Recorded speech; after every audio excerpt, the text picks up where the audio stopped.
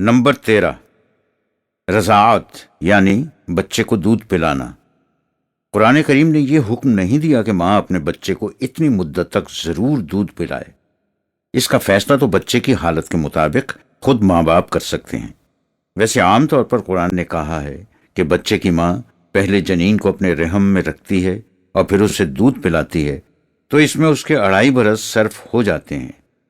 سورہ احقاف میں ہے ووصينا الإنسان بوالديه إحسانا حملته أمه كرها ووضعته كرها وحمله وفصاله 30 شهرا۔ سورت نمبر 46 آیت نمبر 15۔ ہم نے انسان سے تاکیداً کہا ہے کہ وہ اپنے ماں باپ سے حسن سلوک سے پیش آئے، یعنی حیوانات میں ماں باپ بچے کی پرورش تو کرتے ہیں لیکن بچہ بڑا ہو کر اپنے ماں باپ کو پہچانتا تک نہیں۔ اس لیے انسان سے یہ کہنا پڑا کہ وہ حیوانی سطح سے بلند ہو کر انسانی سطح پر زندگی بسر کرے، جس کا ایک تقاضا یہ بھی ہے کہ اپنے ماں باپ سے حسن سلوک سے پیش آئے۔ اس کی ماں نے حمل اور پھر وضع حمل کی تکلیف کو برداشت کیا اور اسے پالنے کے سلسلے میں دن کا چین اور رات کی نیند اپنے اوپر حرام کر لی، اور یہ کوئی ایک آدھ دن کی بات نہیں تھی۔ حمل اور دودھ پلانے کا عرصہ کم از کم 30 ماہ میں جا کر پورا ہوتا ہے۔ سورت نمبر 2 آیت نمبر 233 میں یہ مضمون ہے، اور یہی مضمون سورت 31 کی 14ویں آیت میں بھی ہے۔ دوسری جگہ دودھ پلانے کا عرصہ 2 سال بھی آیا ہے۔ وفصاله في عامين۔ سورت 31 آیت 14۔ دوسری بات یہ ہے کہ جب کوئی عورت عقد نکاح سے آزاد ہو جائے اور اس کی گود میں بچہ ہو، تو اس سلسلے میں قرآن کریم نے کہا ہے کہ اول تو یہ کہ بچے کا باپ رضاعت کی اجرت بچے کی ماں کو دے، جیسا کہ سورت نمبر 65 کی آیت نمبر 6 میں ہے فَإِنْ أَرْضَعْنَ لَكُمْ فَآتُوهُنَّ أُجُورَهُنَّ وَأْتَمِرُوا بَيْنَكُمْ بِمَعْرُوفٍ وَإِنْ تَعَاسَرْتُمْ فَتَسْتُرْضِعُوا لَهُ أُخْرَى۔ سورت 65 آیت 6۔ مفہوم اس کا یہ ہے، اگر وضع حمل کے بعد وہ تمہاری خاطر بچے کو دودھ پلائیں، یعنی تم کوئی اور انتظام نہ کرو اور باہمی رضامندی سے یہ طے پا جائے کہ وہی بچے کو دودھ پلائیں، تو انہیں ان کی دودھ پلائی کی اجرت دو۔ ان امور کی تفاصیل کو باہمی مشورے سے قاعدے قانون کے مطابق طے کر لیا کرو، اور اگر تم میں کسی پر یہ انتظام گراں گزرے تو تم کسی دوسری عورت کا انتظام کر لو جو بچے کو دودھ پلائے۔ دوسری بات یہ، اس طرح دودھ پلانے کی مدت 2 سال ہے، لیکن اگر وہ باہمی رضامندی اور مشاورت سے اس سے کم عرصے میں بھی دودھ چھڑانا چاہیں تو اس میں بھی کوئی مذائقہ نہیں۔ رضاعت کے عرصے کے لیے اس عورت کے خور و نوش اور کپڑوں کے اخراجات بچے کے باپ کے ذمہ ہوں گے۔ اس کا معیار اس مرد کی استطاعت کے مطابق ہوگا۔ اس سلسلے میں دیکھنا یہ چاہیے کہ اس بچے کی وجہ سے نہ تو باپ کو ناحق تکلیف اٹھانی پڑے اور نہ ہی اس کی ماں کو۔ اگر بچے کی ماں کے بجائے کسی اور عورت سے دودھ پلانا مناسب سمجھا جائے تو اس کی بھی اجازت ہے۔ سورہ بقرہ میں ہے والوالدات يرضعن أولادهن حولين كاملين لمن أراد أن يتم الرضاعة وعلى المولود له رزقهن وكسوتهن بالمعروف لا تكلف نفس إلا وسعها لا تضار والدة بولدها ولا مولود له بولده وعلى الوارث مثل ذلك فإن أراد فصالا عن تراض منهما وتشاور فلا جناح عليهما وإن أردتم أن تسترضعوا أولادكم فلا جناح عليكم إذا سلمتم ما آتيتم بالمعروف واتقوا الله واعلموا أن الله بما تعملون بصير۔ سورت نمبر 2 آیت نمبر 233۔ مفہوم اس کا یہ ہے، اگر طلاق کی صورت میں ماں کی آغوش میں دودھ پیتا بچہ ہو اور باپ چاہے کہ وہ اس بچے کو پوری مدت تک دودھ پلائے، تو ماں کو چاہیے کہ وہ پورے 2 سال تک بچے کو دودھ پلائے، جیسا کہ سورت نمبر 31 کی آیت نمبر 14 اور سورت نمبر 46 کی آیت نمبر 15 میں بھی کہا گیا۔ اس صورت میں قاعدے اور قانون کے مطابق اس عورت کے روٹی کپڑے کا انتظام اس مرد کے ذمے ہوگا۔ یہ انتظام اس مرد کی حیثیت کے مطابق ہونا چاہیے۔ اس باب میں اصول یہ ہے کہ کسی شخص پر اس کی وسعت سے زیادہ بوجھ نہ ڈالا جائے۔ فیصلہ کرنے والی عدالت کو چاہیے کہ وہ اس چیز کو پیش نظر رکھے کہ نہ تو اس بچے کی وجہ سے ماں کو ناحق تکلیف پہنچے اور نہ ہی اس کے باپ کو۔ اگر اس بچے کا باپ اس اثناء میں فوت ہو جائے تو اس کی ذمہ داری اس کے وارث کے سر پر ہوگی۔ اگر وہ دونوں باہمی رضامندی اور مشورے سے قبل از وقت دودھ چھڑا کر کوئی اور انتظام کر لینا چاہیں تو اس میں بھی کوئی مذائقہ نہیں، اور اگر تم بچے کے لیے کوئی اور دودھ پلانے والی کا انتظام کرنا چاہو تو اس میں بھی کوئی قباحت نہیں، بشرطے کہ جو کچھ تم نے بچے کی ماں سے طے کیا تھا وہ اسے پورا پورا دے دو۔ بہرحال تم ہمیشہ قانون خداوندی کی نگہداشت کرو اور اس حقیقت کو پیش نظر رکھو کہ خدا کا قانون مکافات تمہارے ہر عمل اور نیت پر نگاہ رکھتا ہے، اس لیے نہ تو قانون کی محض رسمی پابندی کرو اور نہ ہی اس سے گریز کی راہیں تلاش کرو۔ نمبر 14، حضانت۔ ماں باپ کی علیحدگی کی صورت میں نابالغ بچے کس کی تحویل میں رہیں، اس کی بابت قرآن کریم نے کوئی حکم نہیں دیا۔ اس کا فیصلہ عدالت مجاز متعلقہ حالات کے پیش نظر کر سکتی ہے۔ اس باب میں اصول پیش نظر یہ ہونا چاہیے کہ بچوں کی وجہ سے نہ تو باپ کو ناحق مشقت اٹھانی پڑے اور نہ ہی ماں کو اذیت۔ یہ اصول آیت 233 سورہ بقرہ یعنی سورت نمبر 2 کی آیت نمبر 233 کی روشنی میں وضع کیا جا سکتا ہے جو اوپر بیان کی جا چکی ہے۔ اس مقصد نیز بلوغت کی عمر تک پہنچنے کے سلسلے میں اخراجات کی ذمہ داری کے متعلق اسلامی حکومت خود قوانین وضع کرے گی۔ نمبر 15، اولاد۔ باہمی رفاقت کے علاوہ عائلی زندگی کا بنیادی مقصد انسانی برادری میں صحیح اضافے کرنا ہے۔ نسل میں اضافہ تو حیوانات بھی کرتے ہیں، لیکن ان میں اور انسانوں میں بڑا فرق ہے۔ حیوان کا بچہ صرف پرورش کا محتاج ہوتا ہے، اس کے بعد وہ قانون جبلت کی روح سے از خود وہ کچھ بن جاتا ہے جو کچھ اسے بننا ہوتا ہے، لیکن انسانی بچے کے لیے پرورش کے علاوہ تعلیم اور تربیت کی بھی ضرورت ہوتی ہے، جس سے وہ حیوان سے انسان بنتا ہے۔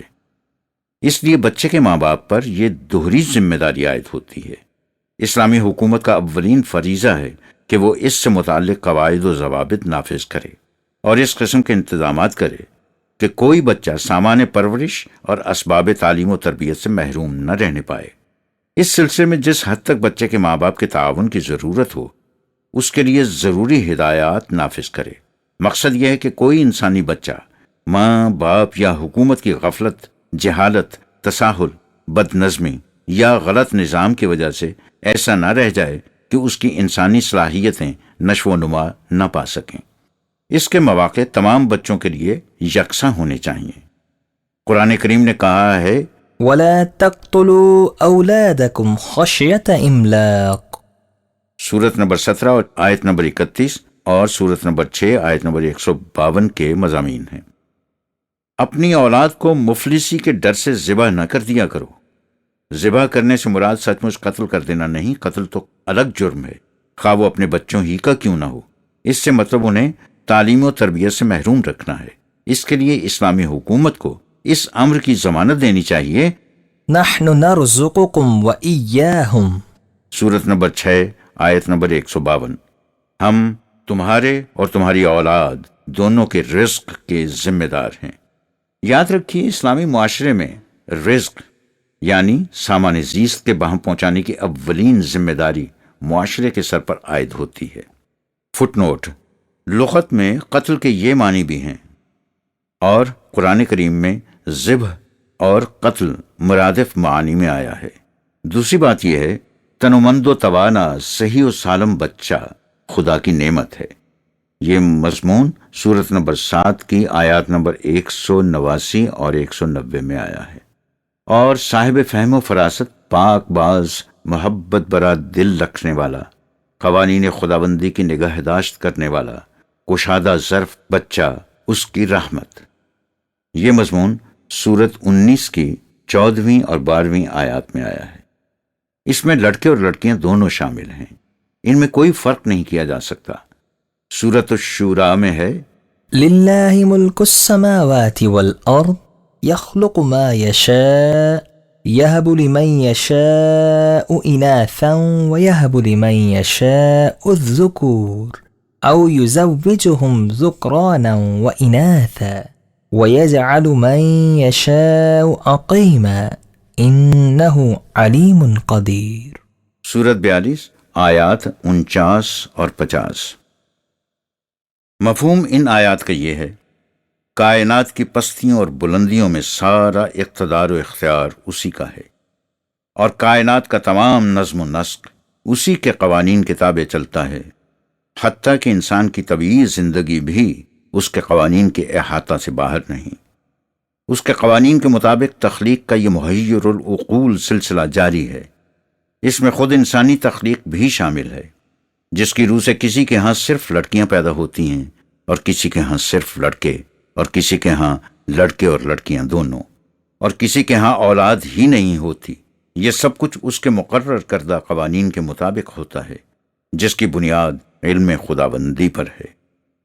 لڑکی کو لڑکے کے مقابلے میں کمتر درجے کا سمجھنا زمانہ قبل از اسلام عہد جاہلیت کی ذہنیت ہے، جسے مٹانے کے لیے اسلام آیا تھا۔ ان کی اسی ذہنیت پر تنقید کرتے ہوئے قرآن کہتا ہے، وَإِذَا بُشِّرَ أَحَدُهُمْ بِالْأُنثَى ظَلَّ وَجْهُهُ مُسْوَدًّا وَهُوَ كَظِيمٌ يَتَوَارَى مِنَ الْقَوْمِ مِنْ سُوءِ مَا بُشِّرَ بِهِ أَيُمْسِكُهُ عَلَى هُونٍ أَمْ يَدُسُّهُ فِي التُّرَابِ أَلَا سَاءَ مَا يَحْكُمُونَ۔ سورت نمبر 16 آیت نمبر 58-59۔ ان کی حالت یہ ہے کہ جب ان میں سے کسی کو یہ خبر ملتی ہے کہ اس کے ہاں بیٹی پیدا ہوئی ہے تو اس کے چہرے کی رنگت سیاہ ہو جاتی ہے اور وہ غم میں ڈوب جاتا ہے۔ وہ بیٹی کی پیدائش کی خبر کو اس قدر معیوب سمجھتا ہے کہ لوگوں سے منہ چھپائے پھرتا ہے اور سوچتا ہے کہ کیا بیٹی کو زندہ رکھ کر ہمیشہ کی ذلت برداشت کرے یا اسے زندہ دفن کر دے، یعنی اس ذلت سے نجات حاصل کر لے۔ اف، کس قدر برا ہے یہ فیصلہ جو یہ لوگ اپنی معصوم بچیوں کے متعلق کرتے ہیں۔ تیسری بات یہ ہے، بیوی بچوں کو خدا نے وجہ زینت بنایا ہے، اس لیے اولاد انسان کے لیے جاذب توجہ ہونی چاہیے۔ زُيِّنَ لِلنَّاسِ حُبُّ الشَّهَوَاتِ مِنَ النِّسَاءِ وَالْبَنِينَ۔ سورت نمبر 3 آیت نمبر 13۔ مفہوم یہ ہے، لوگوں کے لیے بیوی بچوں کی محبت کو خوشائند بنایا گیا ہے، لیکن ان کی خاطر کوئی ایسا کام نہیں کرنا چاہیے جو قانون خداوندی اور مستقل اقدار کے خلاف ہو۔ اس صورت میں یہی بیوی بچے انسان کے لیے فتنہ بلکہ دشمن بن جاتے ہیں۔ دیکھیے سورت نمبر 63 کی آیت نمبر 9، سورت نمبر 8 کی آیت نمبر 28 اور سورت نمبر 64 کی آیات 14 اور 15۔ اس لیے جب بیوی بچوں اور کسی اور قرآنی قدر میں ٹکراؤ ہو تو قرآنی قدر کو ہمیشہ ترجیح دینی چاہیے۔ سورہ توبہ میں ہے، قل إن كان آباؤكم وأبناؤكم وإخوانكم وأزواجكم وعشيرتكم وأموال اقترفتموها وتجارة تخشون كسادها ومساكن ترضونها أحب إليكم من الله ورسوله وجهاد في سبيله فتربصوا حتى يأتي الله بأمره واللہ لا يهدي القوم الفاسقین۔ سورت نمبر 9 آیت نمبر 24۔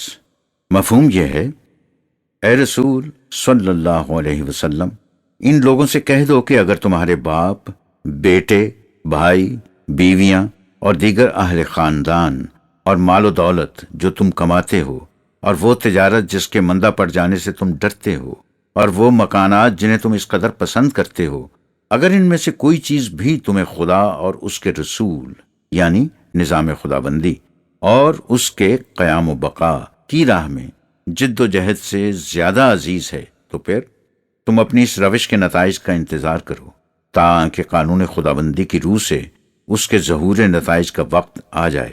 یاد رکھو، خدا کبھی اس قوم کو سعادت اور کامیابی کی راہ نہیں دکھاتا جو صحیح راستے کو چھوڑ کر ادھر ادھر نکل جائے۔ اس لیے کہ اولاد کا تعلق صرف انسان کی طبیعی زندگی سے ہے، قانون خداوندی کے مقابلے میں یہ انسان کے کسی کام نہیں آ سکتے۔ لن تغني عنهم أموالهم ولا أولادهم من الله شيئا۔ یہ سورت نمبر 58 آیت نمبر 17 ہے۔ مفہوم یہ ہے غیر صالح اولاد کو تو قرآن انسان کے اہل میں سے بھی قرار نہیں دیتا۔ داستان حضرت نوح میں اس حقیقت کو واضح کر دیا گیا ہے۔ دیکھیے سورت نمبر 11 آیات نمبر 45 اور 46۔ چوتھی بات یہ ہے جب تک اولاد ماں باپ کی پرورش، تربیت اور حفاظت میں ہے، ظاہر ہے کہ اس وقت تک اسے والدین کی ہدایات پر عمل کرنا چاہیے، لیکن جب وہ اپنے معاملات کے فیصلے آپ کرنے کے قابل ہو جائے اس وقت اسے اپنے امور کے فیصلے خود کرنے چاہیے۔ ماں باپ کی اطاعت فرض ہے، قرآن کریم کا حکم نہیں۔ قرآن کریم نے اولاد سے اتنا ہی کہا ہے کہ ماں باپ کے ساتھ حسن سلوک سے پیش آؤ۔ وبالوالدین احسانا۔ متعدد مقامات پر آیا ہے، مثلا سورت نمبر 4 کی آیت نمبر 36۔ قرآن کریم میں ہے ومن نعمره ننکسه فی الخلق۔ سورت نمبر 36 آیت نمبر 68۔ بڑھاپے میں انسان کی خلقی صلاحیتیں اوندھی ہو جاتی ہیں۔ ذہنوں کی کیفیت یہ ہوتی ہے کہ جو کچھ پہلے معلوم تھا وہ بھی بھول جاتا ہے، جیسا کہ سورت نمبر 16 کی آیت نمبر 70 میں ارشاد فرمایا گیا۔ لہٰذا ان کی حالت قابل رحم ہو جاتی ہے، اس لیے انہیں ڈانٹ ڈپٹ نہیں کرنی چاہیے بلکہ ان کے ساتھ نرمی سے پیش آنا چاہیے۔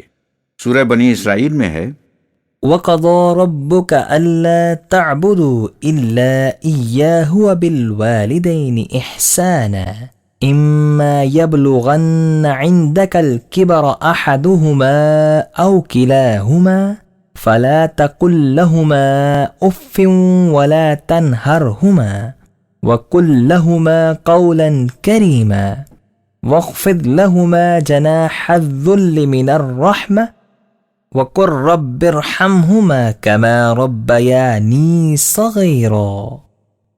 سورت نمبر 17 آیت نمبر 23-24۔ خدا کا یہ فیصلہ ہے کہ تم قوانین خداوندی کے سوا کسی کی اطاعت نہ کرو، اس کے سوا کسی کو اپنا حاکم تسلیم نہ کرو، محکومیت صرف اس کے قوانین کی اختیار کرو۔ دوسرا حکم یہ ہے کہ تم اپنے ماں باپ کو دیکھو، وہ جوان تھے اور کام کاج کے قابل، تو اپنے علاوہ تمہاری پرورش بھی کرتے تھے۔ اب وہ بوڑھے ہو چکے ہیں اور کمانے کے قابل نہیں رہے، تو تمہارا فرض ہے کہ ان کی اس کمی کو پورا کرو۔ بڑھاپے میں قوا کمزور ہو جاتے ہیں اور انسان بچوں کی سی باتیں کرنے لگ جاتا ہے۔ سورت 36 آیت نمبر 68۔ لہٰذا اگر تمہارا باپ یا ماں یا دونوں بوڑھے ہو جائیں تو انہیں حقارت آمیز باتیں مت کہو، نہ ہی ان سے سختی اور درستی سے کلام کرو، ان سے ادب اور عزت سے بات کرو اور کشادہ نگہی سے پیش آؤ۔ ان کی پرورش کے لیے انہیں اپنے بازوؤں کے نیچے سمٹائے رکھو، جس طرح انہوں نے بچپن میں تمہیں اپنے بازوؤں کے نیچے سمٹائے رکھا تھا، اور ان کے حق میں ہمیشہ یہ آرزو کرو کہ جس طرح انہوں نے بچپن میں تمہاری پرورش کی تھی، تمہارا رب تمہارے ہاتھوں اسی طرح ان کی پرورش کا انتظام کرائے۔ بچوں کی پرورش تو حیوانات بھی کرتے ہیں، لیکن بوڑھے والدین کی پرورش صرف انسان کا خاصہ ہے، اس لیے اس کی تاکید کی گئی ہے۔ لیکن اگر وہ غلط راستے پر چل رہے ہوں تو انہیں سمجھانا چاہیے۔ داستان حضرت ابراہیم میں اس حقیقت کو واضح کیا گیا ہے۔ سورت نمبر 19 آیات 41 سے 45۔ پانچویں بات یہ ہے، اسلامی مملکت کے لیے ضروری ہے کہ نہ تو چھوٹے چھوٹے بچوں کو ان کے ماں باپ کے رحم و کرم پر چھوڑ دے کہ وہ انہیں جس حال میں جی چاہے رکھیں، اور نہ ہی بوڑھے ماں باپ کو اولاد کا دست نگر اور آستان افتادہ بنا دے جس سے ان کے شرف انسانیت کی تذلیل اور تحقیر ہو۔ اس سلسلے میں اسلامی حکومت کی طرف سے مناسب ہدایات نافذ اور ضروری انتظامات کیے جانے چاہیے۔ نمبر 16، یتامہ۔ یتیم کے بنیادی معنی تو ہیں وہ جو کسی وجہ سے معاشرے میں تنہا، بے یار و مددگار رہ جائے، خواہ وہ کتنی عمر کا کیوں نہ ہو۔ لیکن موضوع زیر نظر کی رعایت سے یہاں یتامہ سے مراد وہ بچے ہیں جن کا باپ یا ماں باپ دونوں مر جائیں اور وہ لاوارث ہو جائیں۔ ایسے بچوں کی پرورش، تعلیم، تربیت، نگہداشت اسلامی معاشرے کا فریضہ ہے، لیکن سوال صرف ان کی پرورش کا نہیں، اصل سوال یہ ہے کہ ان کی پرورش اس انداز سے ہونی چاہیے جس سے ان کی عزت نفس کو ٹھیس نہ لگے۔ یتیم بچوں کو یتیم خانوں میں رکھ کر اور خیرات کے ٹکڑوں پر پال کر ان کے شرف انسانیت کو جس طرح ذبح کیا جاتا ہے وہ قوم کی تباہی کا موجب ہے۔ چنانچہ سورہ الفجر میں ہے کہ تباہ ہونے والی قوموں میں ایک خرابی یہ بھی ہوتی ہے کہ وہ یتیموں کی عزت نہیں کرتی۔ بل لا تکرمون الیتیم۔ سورت نمبر 89 آیت نمبر 17۔ لہذا اصل سوال ان کی عزت نفس کی برومندی کا ہے، ان پر کسی قسم کا ناجائز دباؤ نہیں ڈالنا چاہیے۔ فَأَمَّا الْيَتِيمَ فَلَا تَقْهَرْ، جیسا کہ سورت نمبر 93 کی آیت نمبر 9 میں فرمایا گیا، ان کی تربیت و اصلاح کا اطمینان بخش انتظام کرنا ضروری ہے، ان سے اس قسم کی راہ و رسم رکھنی چاہیے گویا وہ ہمارے بھائی ہیں۔ وَيَسْأَلُونَكَ عَنِ الْيَتَامَى قُلْ إِصْلَاحٌ لَهُمْ خَيْرٌ وَإِن تُخَالِطُوهُمْ فَإِخْوَانُكُمْ وَاللَّهُ يَعْلَمُ الْمُفْسِدَ مِنَ الْمُصْلِحِ وَلَوْ شَاءَ اللَّهُ لَأَعْنَتَكُمْ إِنَّ اللَّهَ عَزِيزٌ حَكِيمٌ۔ سورت نمبر 2 آیت نمبر 220۔ مفہوم یہ ہے، یہ تم سے یتامہ کے متعلق پوچھتے ہیں، ان سے کہہ دو کہ ان کے معاملات کو سلجھانا موجب خیر ہے۔ اگر تم ان سے مل جل کر رہتے ہو یا ان کے معاملات میں شرکت کرتے ہو تو ہمیشہ اس کا خیال رکھو کہ وہ تمہارے بھائی ہیں۔ یاد رکھو، ہم خوب جانتے ہیں کہ تم میں سے کون اصلاح چاہتا ہے اور کس کی نیت میں فتور ہے۔ تمہیں یہ واضح ہدایات اس لیے دی گئی ہیں کہ تمہارے لیے اصلاح کا راستہ آسان ہو جائے۔ اگر اس کا قانون مشیت ایسا نہ ہوتا تو وہ تمہیں اس قسم کی ہدایات نہ دیتا اور اس سے تم مشکل میں پھنس جاتے، لیکن خدا تمہارے لیے آسانیاں چاہتا ہے، جیسا کہ سورہ بقرہ کی سورت نمبر 2 کی آیت نمبر 185 میں فرمایا گیا۔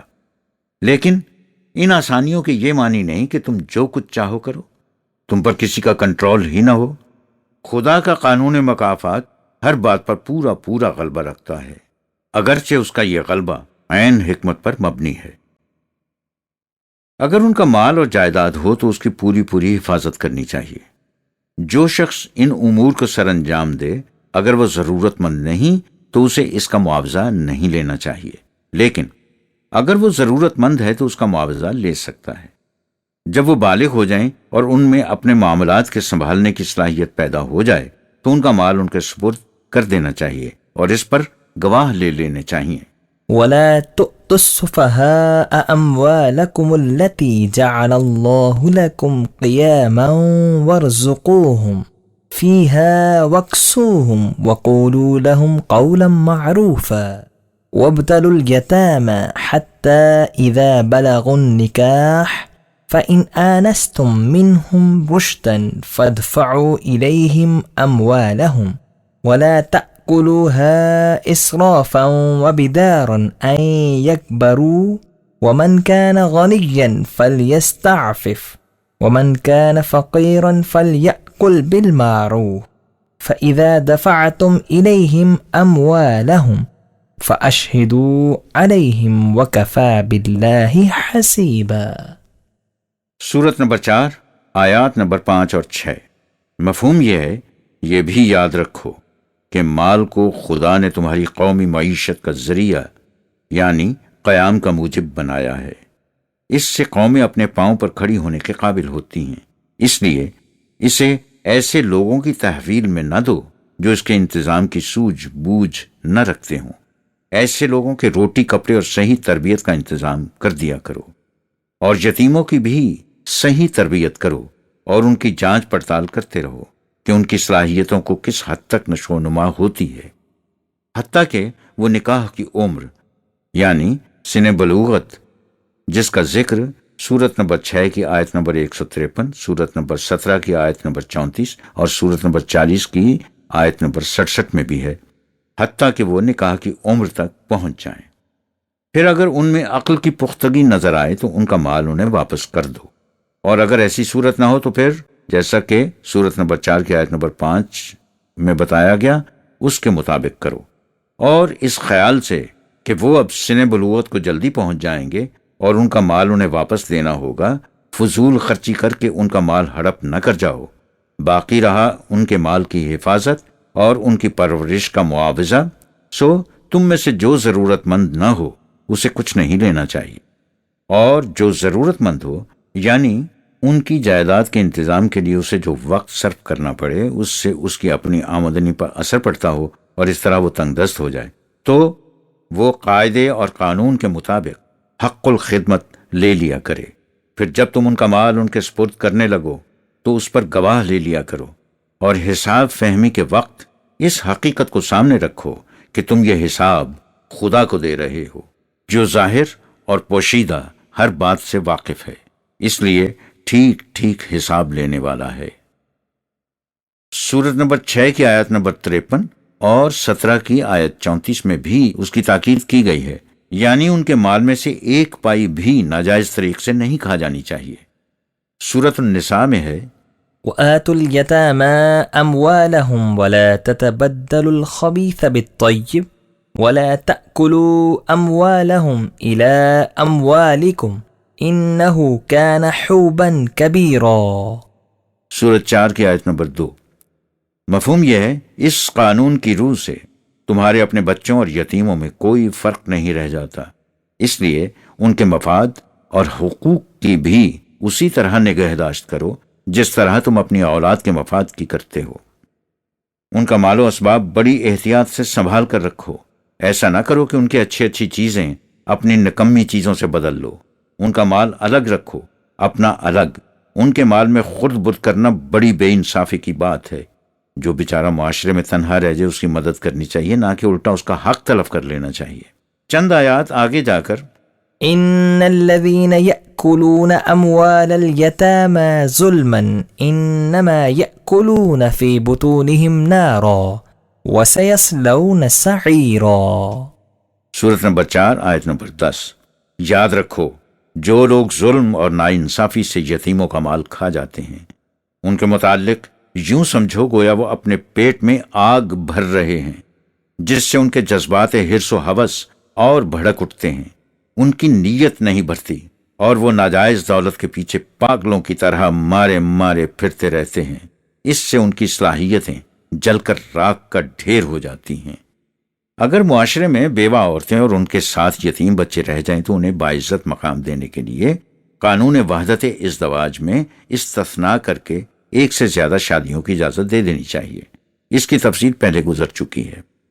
اسلامی مملکت کے لیے ضروری ہے کہ قرآن کی اس رہنمائی میں ضروری قوانین وضع کرے۔ عربی لغت کی روح سے لڑکا سن بلوغت تک پہنچنے تک یتیم کہلاتا ہے، لیکن لڑکی کی جب تک شادی نہ ہو جائے یتیم ہی کہلاتی ہے۔ نیز بیوہ عورتوں کو بھی یتیموں کے زمرے میں شمار کیا جاتا ہے، جیسا کہ سورت نمبر 4 کی آیت نمبر 127 سے ظاہر ہے۔ ایک غلط فہمی کا ازالہ۔ قرآن کریم کی روح سے عائلی زندگی سے متعلق احکام و ہدایات یہی ہیں، لیکن سورہ نساء کی ایک آیت کا ہمارے ہاں جو مفہوم عام طور پر لیا جاتا ہے اس کا صحیح مطلب بیان کرنا ضروری ہے۔ وہ آیت یہ ہے: الرجال قوامون على النساء بما فضل الله بعضهم على بعض وبما أنفقوا من أموالهم فالصالحات قانتات حافظات للغيب بما حفظ الله واللاتي تخافون نشوزهن فعظوهن واهجروهن في المضاجع واضربوهن فَإِنْ أَطَعْنَكُمْ فَلَا تَبْغُوا عَلَيْهِنَّ سَبِيلًا إِنَّ اللَّهَ كَانَ عَلِيًّا كَبِيرًا۔ اس کا ترجمہ عام طور پر یوں کیا جاتا ہے: مرد حاکم ہیں عورتوں پر، اس واسطے کہ بڑائی دی اللہ نے ایک کو ایک پر، اس واسطے کہ خرچ کیے انہوں نے اپنے مال، پھر جو عورتیں نیک ہیں سو تابعدار ہیں، نگہبانی کرتی ہیں پیٹھ پیچھے اللہ کی حفاظت سے، اور جن کی بدخوئی کا ڈر ہو تو تم ان کو سمجھاؤ، اور جدا کرو سونے میں اور مارو، پھر اگر کہا مانے تمہارا تو مت تلاش کرو ان پر راہ الزام کی، بے شک اللہ ہے سب سے اوپر بڑا۔ ترجمہ مولانا محمود الحسن مرحوم۔ اس ترجمے کی روح سے فیصلہ یہ کر لیا گیا: نمبر 1، مرد عورتوں کے حاکم اور ان پر داروغہ ہیں۔ نمبر 2، نیک عورتیں وہ ہیں جو خامدوں کی تابعدار ہیں۔ نمبر 3، اگر عورت خامند کی اطاعت نہ کرے تو خامند کو چاہیے کہ اسے سمجھائے، اگر وہ اس پر بھی حکم نہ مانے تو اسے اپنی خوابگاہ سے الگ کر دے، یعنی تعلقات زناشویی منقطع کر لے، اور اگر وہ اس پر بھی فرما برداری نہ کرے تو اسے مارے۔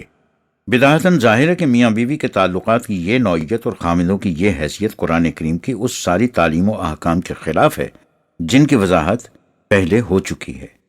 اس آیت کا صحیح مفہوم یہ ہے، جہاں تک فطری فرائض کا تعلق ہے، مردوں اور عورتوں کی بعض صلاحیتوں میں فرق ہے۔ کسی میں مردوں کو برتری حاصل ہے، کسی میں عورتوں کو۔ ان فرائض کی سر انجام دہی کا نتیجہ ہے کہ عورت بیشتر وقت کے لیے کسب معاش سے معذور ہو جاتی ہے اور اس کی ضروریات کا کفیل مرد ہوتا ہے۔ الرجال قوامون علی النساء، کہ یہی معنی ہے۔ اس انتظام کے بعد عورتیں اپنے مخصوص فرائض یعنی اولاد کی پیدائش اور پرورش کو اطمینان سے سر انجام دے سکتی ہیں، لہٰذا انہیں چاہیے کہ اپنی ان مخصوص مضمر صلاحیتوں کی حفاظت کریں۔ لیکن اگر اس کے باوجود یہ صورت پیدا ہو جائے کہ عورتیں بغیر کسی معقول عذر کے ان فرائض سے سرکشی اختیار کریں تو یہ انفرادی مسئلہ نہیں رہے گا، قوم کا اجتماعی مسئلہ بن جائے گا، کیونکہ اس کا تعلق تحفظ و افزائش نسل سے ہے۔ اس کے لیے معاشرے کو چاہیے کہ عورتوں کو اس کی بابت سمجھایا جائے۔